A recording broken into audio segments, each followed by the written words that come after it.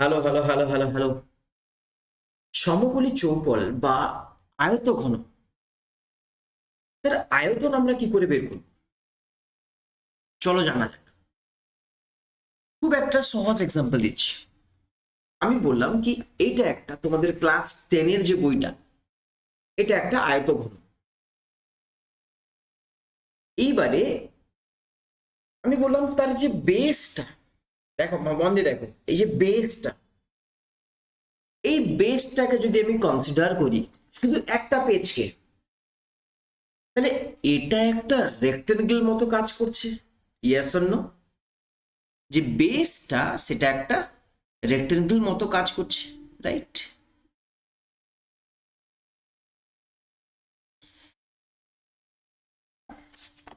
এইবারে হাইটটা বাড়লে আয়তনও বাড়বে।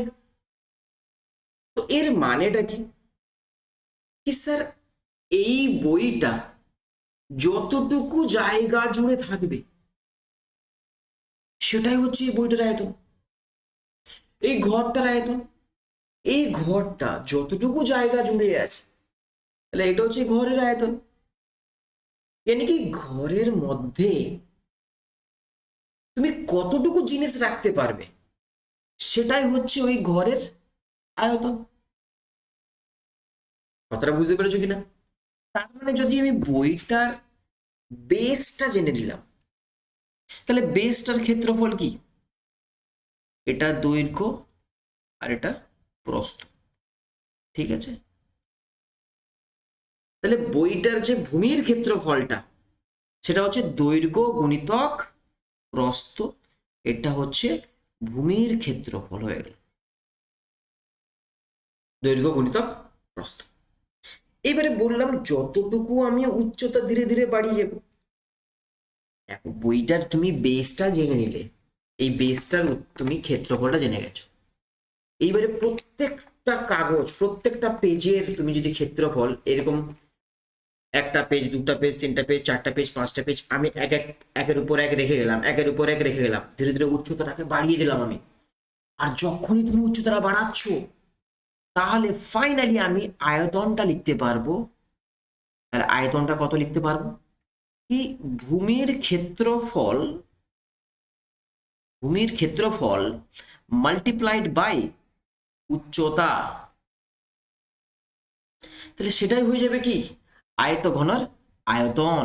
তাহলে আয়তনের ফর্মুলাটা হলো দৈর্ঘ্য গুণিতক প্রস্থ গুণিতক উচ্চতা।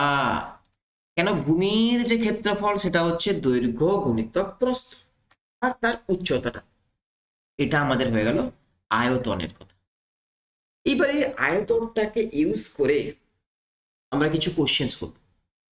আচ্ছা, একটা কথা বলে দিই, আগের আমি দুটো ভিডিও আপলোড করে নিয়েছি যেখানে আমি সমগ্র তলের ক্ষেত্রফল আর কর্ণের দৈর্ঘ্য আমি দুটো এক্সপ্লেন করেছি, গিয়ে তোমরা ডেফিনেটলি চেক করো। চলো, ফার্স্ট যে কোশ্চেনটা করব, বলছে কি, যদি একটি সমকোণী চৌপল আকারের ঘরের দৈর্ঘ্য প্রস্থ, তাহলে দৈর্ঘ্যটা কত দিয়েছে? যদি আমি থেকে দৈর্ঘ্যটা এল ধরি, 8 মিটার দিয়েছে। আর প্রস্থটাকে যদি আমি বি ধরি, তাহলে এটা 6 মিটার দিয়েছে।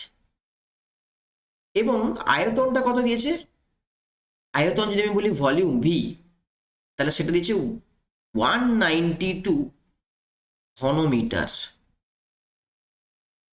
তাহলে ওই ঘরের উচ্চতাটা, ঘরের কথা বলছে, ঘর মানে একটা সমকোণী চৌপল।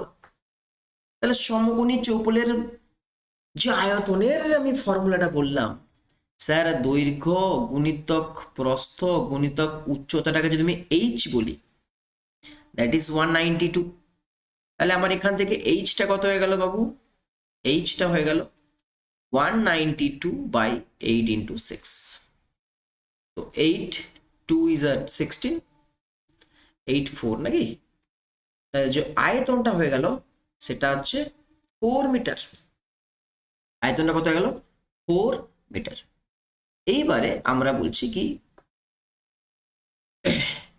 এর চার দেওয়ালের ক্ষেত্রফলটা তাহলে কত হবে একটু বলো।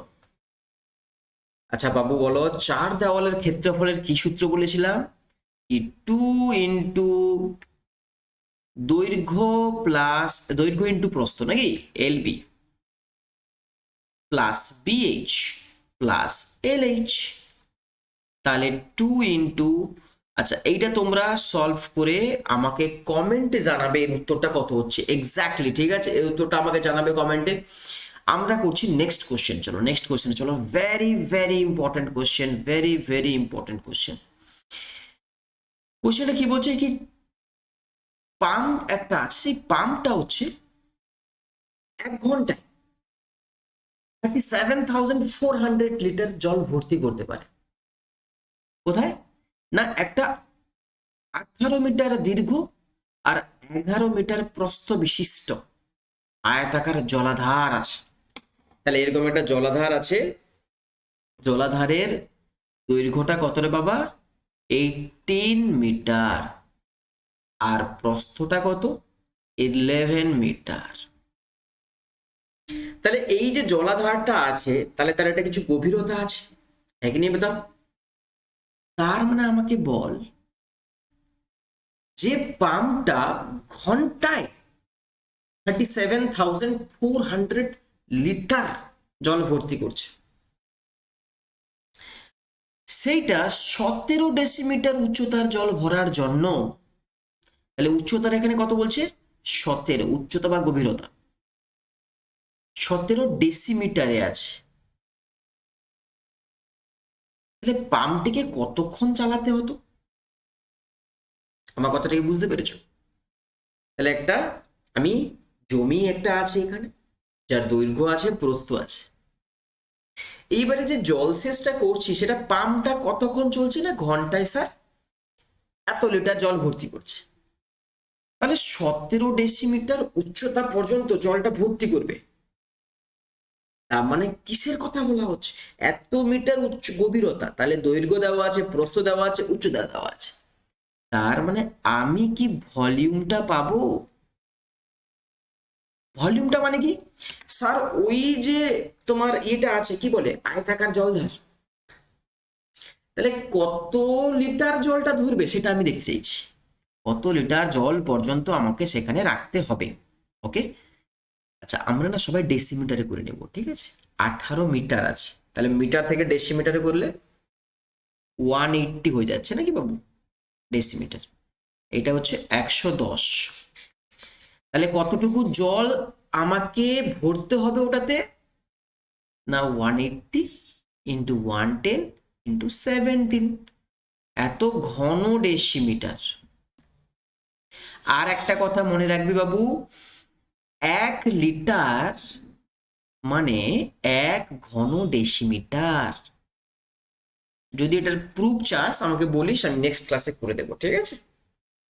তাহলে এত ঘন ডেসিমিটার মানে কতটুকু লিটার আমার জল লাগবে, একই আমার এতটুকু জল দরকার, এতটুকু জল আমার জল শেষ করতে লাগবে, মানে ওই আয়তাকার জলাধারে লাগবে এতটুকু জল। কথাটা বুঝে গেছে? এবারে যে আয়তাকার জলাধার 37,400 লিটার এত জল ভর্তি করে কত ঘন্টায়, 1 ঘন্টায়। তাহলে 1 লিটার জল ভর্তি করে কত ঘন্টায়, 1/37, এইটা এত ঘন্টায়। আমাকে কত লিটার জল লাগবে না, এত লিটার জল লাগবে 180 ইন্টু 110 ইন্টু 17। তাহলে এত লিটার জল ভরতে কতক্ষণ তাহলে চালাতে হবে এটাকে দেখছি, এটা আমি লাভ করে দিচ্ছি। তাহলে 180 এটা গুণিত হয়ে যাবে নাকি বাই 37,400, তাহলে 0 0 কেটে দিলাম, 17 2 34, 17 2 34, 11 2 22 2 9। তাহলে আমাকে পাম্পটা কতক্ষণ চালাতে হবে না, 9 ঘন্টা চালাতে হবে। দিলে গিয়ে এই যে আয়তনের জল ওই জল মানে আয়তাকার জলাধারে জমে। কথাটা বুঝে গেছে? যদি ভিডিওটা ভালো লেগে থাকে তাহলে লাইক তো করবেই করবে, অ্যান্ড আমরা নেক্সট ক্লাস থেকে কোষে দেখি যে কোশ্চেনগুলো আছে, কোষে দেখি 4, সেই কোশ্চেনগুলো আমরা করব 1 by 1 ডিটেলসে। ঠিক আছে, যেখানে অসুবিধা হবে আমাকে কমেন্ট করো, ঠিক আছে, definitely I will help you all. চলো দেখা যাক নেক্সট ভিডিওতে আমরা স্টার্ট করবো কোষে দেখি 4। টাটা।